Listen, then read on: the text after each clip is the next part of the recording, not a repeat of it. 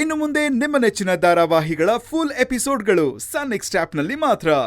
ಅದಕ್ಕೆ ನಾನು ಹೇಳಿದ್ದು ಬರೀ ಮಾತಾಡಿ ಗೆಲ್ಲೋದಲ್ಲ, ಅಡಿಗೆ ಮಾಡಿ ತೋರಿಸಿ ಗೆಲ್ಬೇಕು ಅಂತ.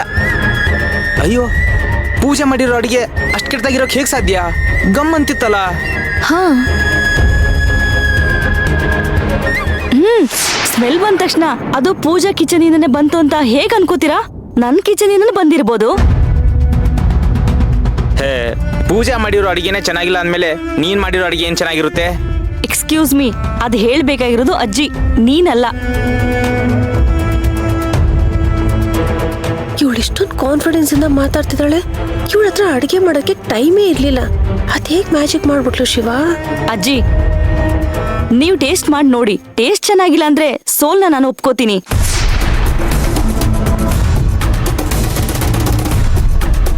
ಇವರು ಬಾಯಿ ಮಾತಲ್ಲಿ ನನ್ನನ್ನ ಸೋಲ್ಸಕ್ ಟ್ರೈ ಮಾಡಿದ್ರೆ ನಾನು ಸೋಲ್ನ ಒಪ್ಕೊಳ್ಳಲ್ಲ. ಸರಿ ಸರಿ, ನಾನ್ ರಿಸಲ್ಟ್ ಹೇಳೋವರೆಗೂ ಎಲ್ಲ ಗಪ್ ಚಿಪ್ಪಾಗಿರ್ಬೇಕು, ಗೊತ್ತಾಯ್ತಾ? ಕಲ್ಪನಾ, ಬಾಯಿ ಕಡೆ. ಸೇವಂತಿ, ಕೋಸಂಬರಿ.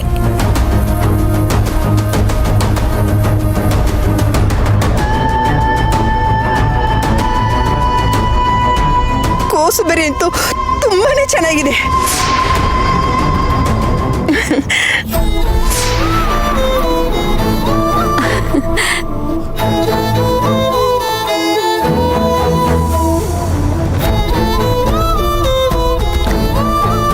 ಪಾಯಸ.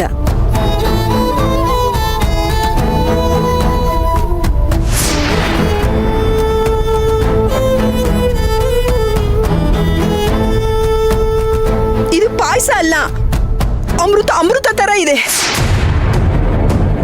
ತುಂಬಾ ಚೆನ್ನಾಗಿ ಮಾಡಿದ್ಯಾ.